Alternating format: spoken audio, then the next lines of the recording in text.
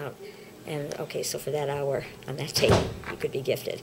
But then you went back to the regular classroom, and you would have to do regular everything normal, and you could not get out of your box, and you had to stay within the average of everyone else.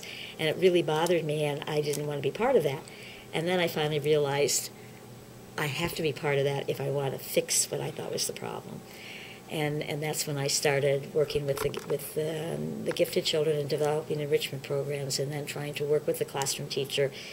And I told the teachers, every one of these children in here are gifted.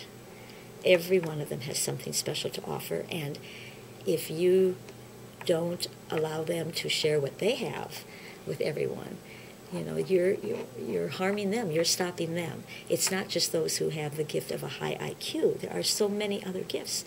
And the one with the high IQ has a lot to share, and also to learn from the others. Has to learn how to cope with people who may not have that same learning ability or that same learning style that he has.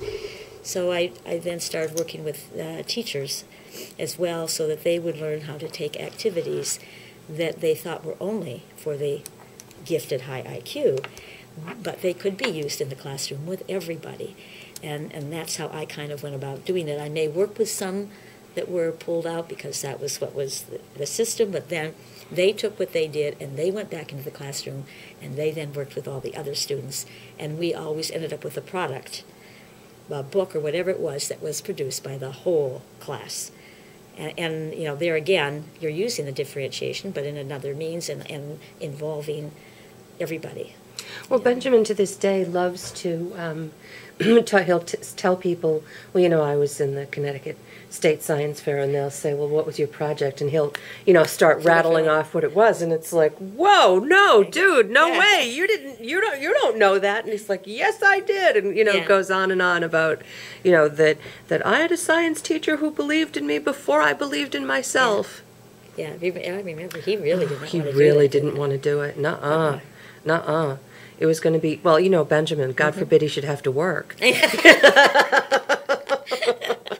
But no work was not an option in my room, was it? No work is not an, I also think about the reverse of the gifted curriculum, where kids are pulled out of a normal classroom because they need extra help because they're special needs or whatever. And I wonder about what that does, because I remember my mother talking about all these stories about taking two groups of kids with the same abilities and telling one group that they were gifted and another group that they were average. Yeah.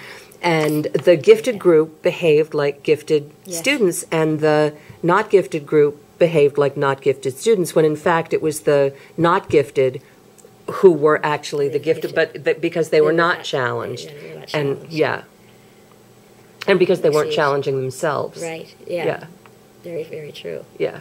Do kids understand that they're being challenged? Do they, or are you tricking them into learning like Ilana Sine?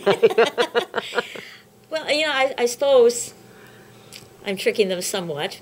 But like I said before, I just think the whole process of learning is exciting, and I think the kids know that I think that, and for everybody, no matter where you are. And I tell them that a lot.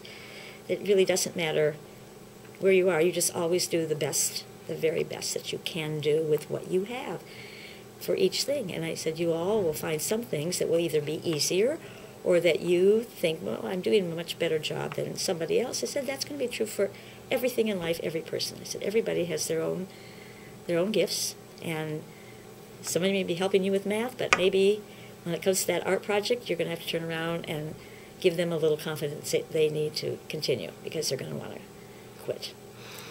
So we don't quit. We don't throw it away. We just keep moving forward. Okay. Anyway. Thank you, Mrs.